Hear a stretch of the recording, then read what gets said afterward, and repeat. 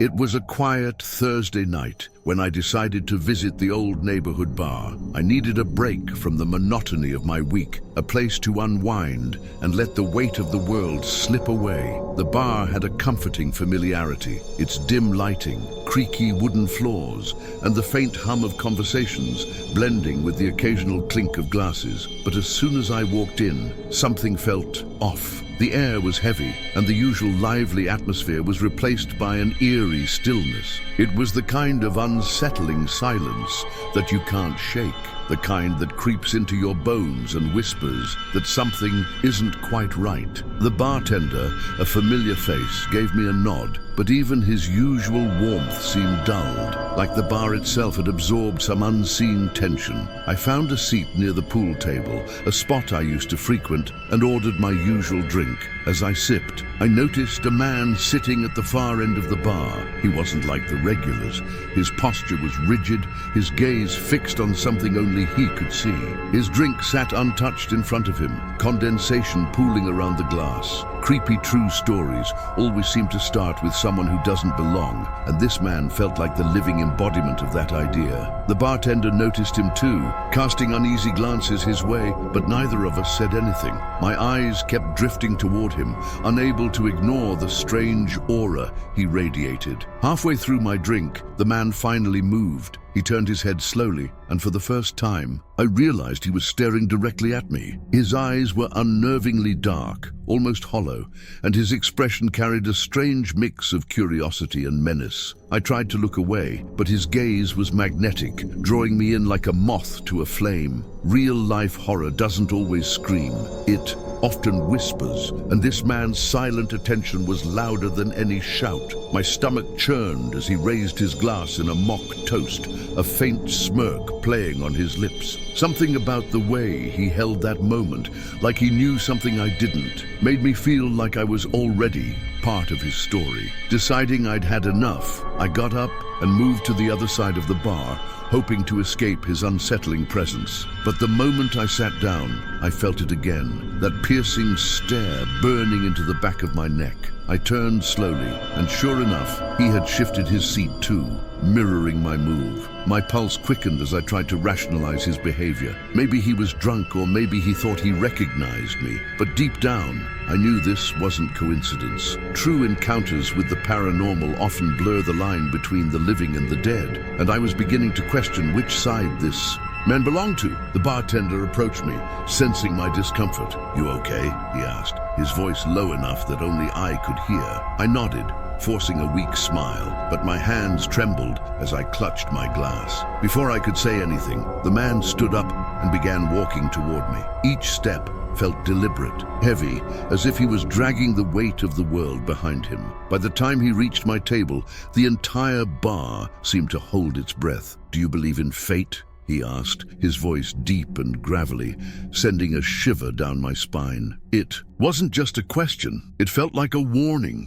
I stammered something incoherent, trying to break the tension, but he didn't respond. Instead, he reached into his pocket and pulled out a small, worn photograph. He placed it on the table in front of me, his hand lingering for a moment before he turned and walked out of the bar without another word. My heart pounded as I stared at the photo. It was of a group of people standing in front of what looked like an old, dilapidated building. At first glance, it seemed ordinary, until I noticed something chilling. One of the faces in the photo was mine. I tried to rationalize it. Maybe it was just someone who looked like me, a strange coincidence. But the more I stared, the harder it became to deny the resemblance. My clothes, my posture, even the small scar on my eyebrow. It was all there, captured in a photo that looked decades old. Haunted places have a way of leaving their mark, and I couldn't shake the feeling that this bar was one of them. The bartender returned, his brow furrowed as he glanced at the photo. "Where'd you get that?" he asked, his voice tinged with fear. When I told him, his face paled. "That man," the bartender whispered, "he used to come here all the time, years ago, but he disappeared. Nobody knows what happened to him." My blood ran cold. as I processed his words. The man I'd just spoken to had vanished without a trace, and now he was back, carrying a photo of me that shouldn't exist. Unsolved mysteries have a way of burrowing into your mind, leaving you questioning everything you thought you knew. I wanted to leave, but something kept me rooted to the spot, a strange mix of fear and curiosity holding me in place. As the night wore on, the bar began to empty, but the unease lingered. I couldn't stop glancing at the photo, my mind racing with possibilities. Then, just as I was about to leave, I noticed something strange. The photo had changed. The people in it were no longer smiling, their faces twisted into expressions of fear. And my reflection in the bar's mirror, it wasn't mine anymore. It was his. Terrifying true events have a way of making you question reality, and in that moment, I wasn't sure what was real and what wasn't. I left the bar that night, but the photo came with me. I couldn't leave it behind, as much as I wanted to. It felt like a tether, a connection to something I didn't understand. Even now, it sits in a drawer, untouched, but never forgotten. Sometimes on quiet nights, I think I hear his voice, whispering that same question. Do you believe in fate? And every time, I wonder if that night was the beginning of a story I haven't finished living yet, or if it was just the prelude to something far more sinister. The bar was unusually quiet that night. It wasn't the kind of quiet you'd expect when business was slow. It was the kind that made the air feel heavy, like the walls themselves were holding their breath. I'd just finished my shift and decided to unwind with a drink. As I sat at the counter, I noticed a couple at the far end of the bar. They weren't regulars, and something about them felt off. True scary stories often begin with something that feels just a little out of place, and this couple was exactly that. Their stillness was unnerving, like they were waiting for something or someone. They looked old, but not in a frail, aging way, more like relics from another time.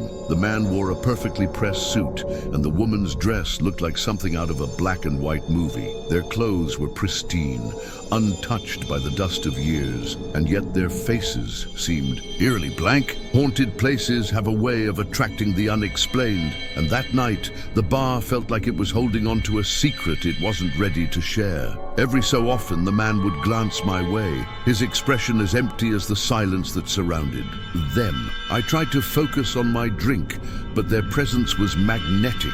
The woman's hands rested on the counter, perfectly still, as though frozen in time. The man, meanwhile, never touched the glass in front of him. It sat there, untouched, the condensation dripping down like a silent clock, counting moments that didn't belong to this world. I leaned toward the bartender and whispered, "Do you know them?" He glanced their way, his brow furrowed. "Who?"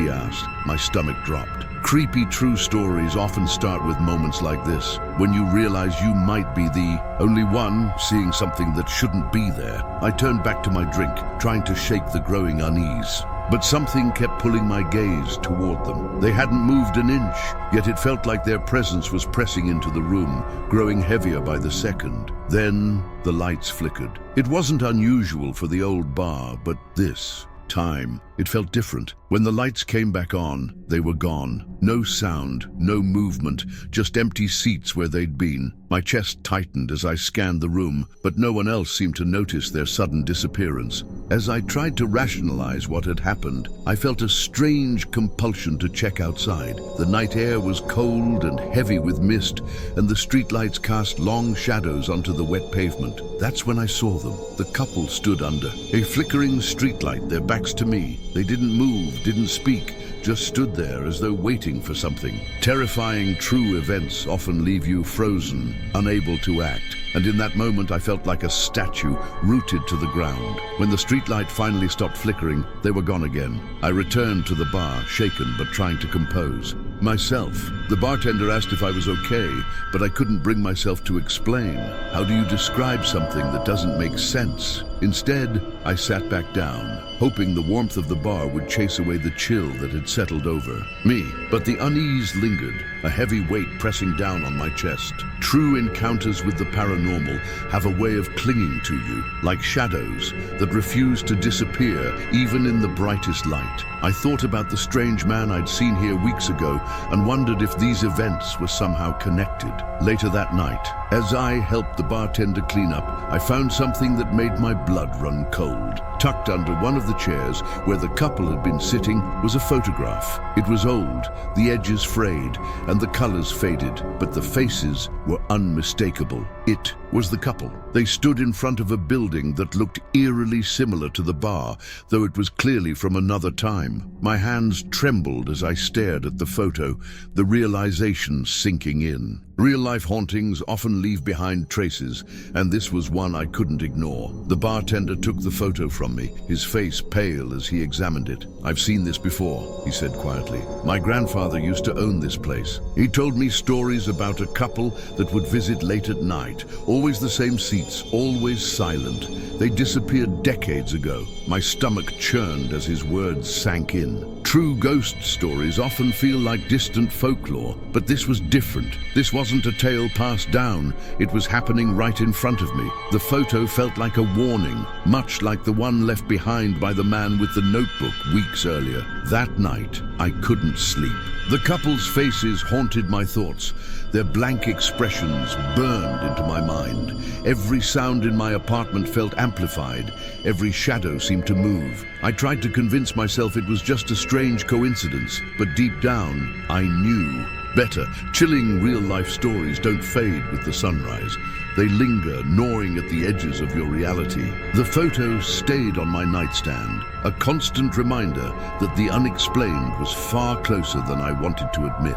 Weeks later, I visited the bar again, hoping to find some sense of closure. But as I walked through the door, the air felt heavier than before. The bartender greeted me with a nod, but his expression was distant, as though he knew I wasn't there for a drink. I sat in the same seat, my eyes drawn to the spot where the couple had been. And then, as the lights flickered once more, I saw them again, just for a moment, their faces reflected in the bar's mirror. Haunted places never truly let go, and neither do the spirits that dwell within them. It was another late shift at the bar, the kind where time seemed to stretch endlessly. I was cleaning glasses, my thoughts drifting, when the door creaked open. A man walked in, not unusual, except for the way he carried himself. His movements were sharp and deliberate, like he had a purpose. He locked eyes with me as he approached the counter, and his gaze was piercing, almost predatory. "Kevin," he said, my name rolling off his tongue like a threat. True scary stories always seem to start with something small. A name, a glance, a moment, and this was mine. I'd never seen him before, yet he spoke my name like we had unfinished business. "You've made some mistakes," he said, his voice calm but dripping with menace. My heart raced as I tried to piece together what he meant. Was he confusing me with someone else? But there was no mistaking the intent in his eyes. Real-life horror often sneaks up on you when you least expect it, and in that moment, I felt the first flickers of dread. His words reminded me of the strange man who left the photograph weeks earlier, as if this was somehow connected. He ordered a drink but didn't touch it, instead watching me with unnerving focus. Every time I moved, his eyes followed, sharp and calculating. The bar, once a familiar haven, felt like a trap. My co-workers were too busy to notice the tension, leaving me alone with the man's silent scrutiny. Creepy true stories often involve a stranger who seems out of place, and he fit the role perfectly. His presence was suffocating, the air around him heavy with unspoken intentions. "You'll understand soon enough," he finally said, his words as cryptic as they were chilling. As the night wore on, he stayed rooted in his seat, never breaking eye contact for long. At one point, he pulled out a small notebook and began scribbling something, glancing up at me every few moments. The sound of his pen scratching against the paper was almost maddening. What was he writing? Why wouldn't he leave? Haunted places don't always look haunted. Sometimes it's the people who bring the ghosts with them. I tried to focus on my work, but his presence was a weight I couldn't ignore. The notebook stayed open on the counter, its contents hidden from view. Finally, near closing time, he stood up and placed the notebook in front of me. "This is for you," he said, his tone making it clear it wasn't a gift, it was an obligation. He left without another word, the door swinging shut behind him. My hands trembled as I picked up the notebook, its leather cover worn and cracked. Inside, the pages were filled with names, dates, and locations, all written in meticulous handwriting. My name was there, circled in red. Beneath it, a single word: retribution. The connection between this notebook and the photograph from weeks ago was undeniable and deeply unsettling. I locked up the bar, my mind racing as I tried to make sense of the notebook. Who was he? How did he know me? And why was my name circled? The streets outside were eerily quiet as I walked to my car, the sound of my footsteps echoing in the stillness. Every shadow seemed to stretch toward me, every sound a potential threat. Real-life horror experiences have a way of embedding themselves in your mind, twisting every familiar corner into something sinister. The notebook felt heavier with each step, like it carried secrets I wasn't meant to know. That night I barely slept. The notebook sat on my nightstand, its presence impossible to ignore. I flipped through the pages again and again, searching for patterns, clues, anything that could explain its contents. The names meant nothing to me, but the dates sent chills down my spine. They were all tied to unsolved mysteries, crimes that had never been resolved. Was he accusing me of something, or was this a warning? Bone-chilling true stories often leave more questions than answers, and this one was no different. The more I thought about it, the more I wondered if these events were linked to the couple. At the bar, days turned into weeks, and the man never returned. But the notebook stayed, its presence a constant reminder of that night. I couldn't bring myself to throw it away.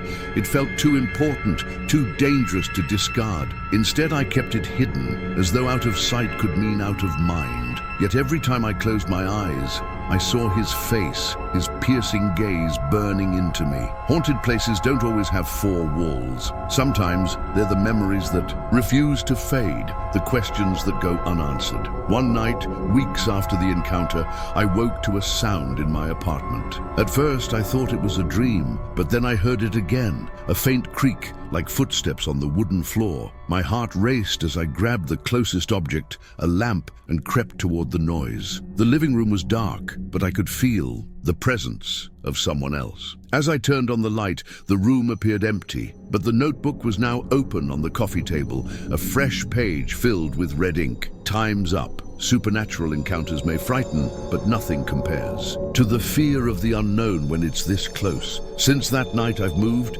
changed my number, and tried to start over. But the notebook followed me, appearing on my doorstep a week after I settled into my new place. Its pages were blank now, but the weight of it felt heavier than ever. Real-life hauntings don't always involve spirits. Sometimes they're tied to people and the darkness they carry. Even now, I can't shake the feeling that he's still out there, watching, waiting, and every time I hear a creak in the floorboards or a knock at the door, I wonder if my time has finally run out. There's something about the idea of a remote cabin getaway that feels irresistible. The silence, the isolation, it promises peace, a break from the chaos of everyday life. That's what I thought when I booked the cabin for the weekend. It was tucked deep in the woods, far from the nearest town, surrounded by towering pines that swayed gently in the breeze. I arrived just before sunset, the sky painted in soft oranges and purples, and for a moment, everything felt perfect. But true scary stories have a way of hiding in plain sight, waiting for the right moment to unravel. The first night was uneventful, even peaceful. I lit a fire, cooked a simple dinner, and let the crackling flames lull me into a sense of security. But as I sat on the porch, staring into the dark forest, I couldn't shake the feeling that I wasn't alone. The woods were eerily quiet, the usual sounds of nocturnal creatures strangely absent. Then, just as I was about to head inside, I saw it, a faint, flickering light deep in the trees. At first, I thought it was a trick of the eyes, but it didn't. Fade. It moved, weaving slowly between the trunks. Creepy true stories often begin with a small, inexplicable detail, and this was mine. Grabbing a flashlight, I stepped off the porch, the cold night air biting at my skin. I shone the beam toward the light, but it disappeared, swallowed by the darkness. The silence pressed in around me, thick and oppressive. As I turned to head back, I heard it, a twig snapping, too deliberate to be the wind. My heart raced as I scanned the forest, but there was nothing, just the endless stretch of shadows. Haunted places don't always have walls. Sometimes it's the vastness of the unknown that traps you, and in that moment I felt utterly vulnerable. Back inside the cabin, I locked the door, bolted it, and pulled the curtain shut. But the unease lingered, a heavy presence that clung to the air. I tried to distract myself with a book, but my eyes kept darting to the windows. Then around midnight came the first knock. It was soft, almost hesitant, but it sent a jolt of fear through me. I froze, listening as the knock came again, louder this time. Terrifying true events often force you to confront your deepest fears. And in that moment, mine was crystal clear. Someone was out there and they wanted in. I crept to the window, peeking through the curtain's edge. The porch was empty, but the sensation of being watched was overwhelming. Then, out of the corner of my eye, I saw it, a figure standing at the edge of the tree line. They were still, too still, their silhouette barely visible in the dim moonlight. My breath caught as they stepped forward, their movement slow and deliberate. Real-life horror doesn't always scream, it often whispers, and this was a whisper that crawled under my skin. I backed away, my mind racing for a plan. The knocks grew louder, more forceful, as I grabbed the closest weapon, a heavy fireplace poker. The storm that had been threatening all evening finally broke. Rain lashing against the windows as lightning lit up the room. In one flash, I saw the figure again, now standing closer, their face obscured by a hood. The realization hit me like a punch to the gut. There wasn't just one. Another flash revealed a second figure, then a third, each one inching closer to the cabin. Bone-chilling. True stories don't give you time to think. They demand action. I retreated to the bedroom, barricading the door with furniture, my hands trembling as I dialed 911. The operator's voice was calm, but the connection crackled with static, her words cutting in and out. "Stay inside," she said, her voice barely audible over the storm. The sound of shattering glass cut through the rain, followed by the heavy thud of footsteps. My pulse pounded as I realized they were inside. Supernatural encounters might have frightened me once, but in that moment, nothing was more terrifying than the reality of what was happening. The next few minutes were a blur of adrenaline and fear. I grabbed an old hunting rifle mounted on the wall, my hands shaking as I aimed at the door. The footsteps grew louder, closer, until the door handle twisted. "Leave!" I screamed, my voice cracking, but there was no response. The door burst open, and I fired a warning shot into the air. The sound was deafening, and for a moment everything stopped. Then the figures retreated, their heavy footsteps fading into the night. Real-life horror experiences don't always have neat endings, and this one was far from over. When the police arrived hours later, the storm had passed, leaving the cabin in eerie silence. They found no signs of the intruders, only muddy footprints circling the cabin and leading to each window. "You're lucky they didn't come back," one officer said, his tone grim, but I didn't feel lucky. The cabin, once a place of peace, now felt like a prison, its walls echoing with the memory of what had happened. Haunted places don't always hold ghosts. Sometimes they hold the echoes of our worst fears. I left the cabin the next morning, the sun casting long shadows as I drove away. But even now, I can't escape the memory of that night. Every creak of a floorboard, every knock at the door sends a shiver down my spine. True stories of the unexplained don't just fade away. They linger, a constant reminder that the unknown is never far. And as much as I want to forget, I know some nightmares aren't meant to be left behind. They follow you, waiting for the next time you let your guard down.